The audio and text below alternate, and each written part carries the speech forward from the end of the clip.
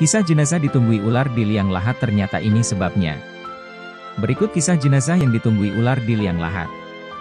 Kisah ini dinukil dari kitab Tanbihul Ghafilin karya Syekh Abu Laits As-Samarkandi, ulama fikih, wafat 373 Hijriah.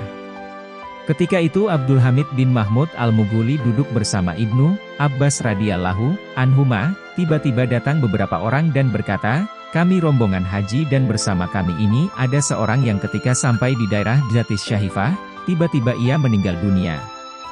Maka kami siapkan segala keperluannya. Ketika menggali kubur untuknya, tiba-tiba ada ular sebesar lahat, maka kami tinggalkan. Ketika kami menggali tempat lain juga ada ular. Maka kami biarkan dan kemudian menggali tempat lain juga kami dapatkan ular.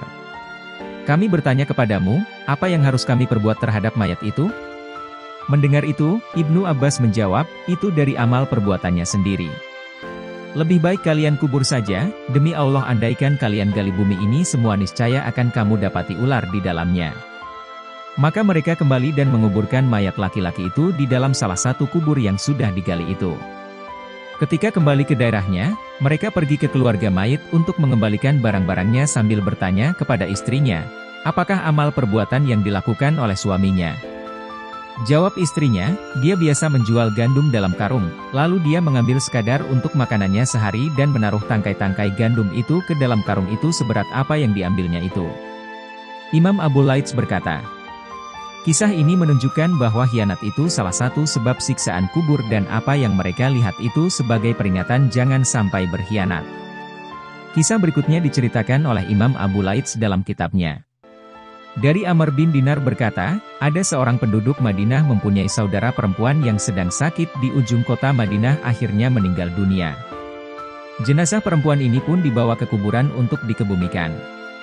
Setelah selesai proses penguburan dan kembali ke rumah, sebuah kantongan tertinggal di dalam kubur, maka saudaranya meminta bantuan orang-orang untuk menggali kubur itu. Setelah digali, kantongan itu pun ditemukan dan diambilnya. Saudara mayit itu berkata kepada orang yang membantunya itu, "Tolong aku ke tepi sebentar karena aku ingin mengetahui bagaimana keadaan saudaraku ini." Maka dibukalah sedikit lahatnya. Betapa kagetnya tiba-tiba dilihatnya kuburan itu mengeluarkan api. Ia pun segera meratakan kuburan itu dan kembali kepada ibunya dan bertanya, "Bagaimanakah kelakuan saudaraku dahulu itu?" Sang ibu berkata, "Mengapa kau menanyakan kelakuan saudaramu, padahal ia telah mati?" Anaknya tetap meminta supaya diberitahu tentang amal perbuatan saudaranya itu. Lalu diberitahulah bahwa saudaranya itu biasanya mengakhirkan sholat dari waktunya, juga lalai dalam bersuci. Selain itu di waktu malam sering mengintai rumah-rumah tetangga untuk mendengar percakapan mereka lalu disampaikan kepada orang lain sehingga mengadu domba, namimah, antara mereka. Na'udzubillahi min zalik. Demikian sekelumit kisah nyata tentang dahsyatnya siksa kubur.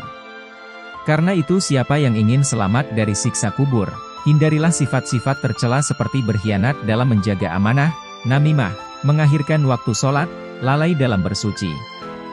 Dan masih banyak dosa lain yang menyebabkan seseorang disiksa dalam kubur. Semoga Allah melindungi kita dari azab kubur.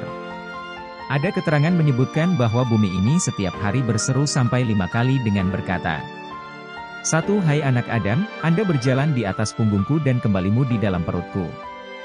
2. Hai anak Adam, Anda makan berbagai macam di atas punggungku dan akan dimakan ulat di dalam perutku. 3. Hai anak Adam, Anda tertawa di atas punggungku dan akan menangis di dalam perutku. 4. Hai anak Adam, Anda bergembira di atas punggungku dan akan berduka di dalam perutku. 5. Hai anak Adam, Anda berbuat dosa di atas punggungku, maka akan tersiksa di dalam perutku. Sayyidina Utsman bin Affan radhiyallahu anhu ketika berhenti di atas kubur, beliau menangis. Maka beliau ditegur sahabat lainnya, "Engkau jika menyebut surga dan neraka tidak menangis, tetapi kau menangis karena kubur." Sayyidina Utsman menjawab, "Rasulullah pernah bersabda yang artinya kubur itu pertama tempat menuju akhirat. Maka bila selamat dalam kubur, maka yang di belakangnya lebih ringan. Dan jika tidak selamat di dalam kubur maka yang di belakangnya lebih berat daripadanya." Amalan agar terhindar dari siksa kubur selain menjauhi dosa dan sifat-sifat tercela di atas, ada satu amalan yang dapat melindungi seseorang dari siksa kubur. Dari Abdullah bin Mas'ud radhiyallahu anhu, ia berkata, barang siapa membaca Tabarakalladzi biyadihil mulk, surat Al-Mulk, setiap malam, maka Allah akan menghalanginya dari siksa kubur.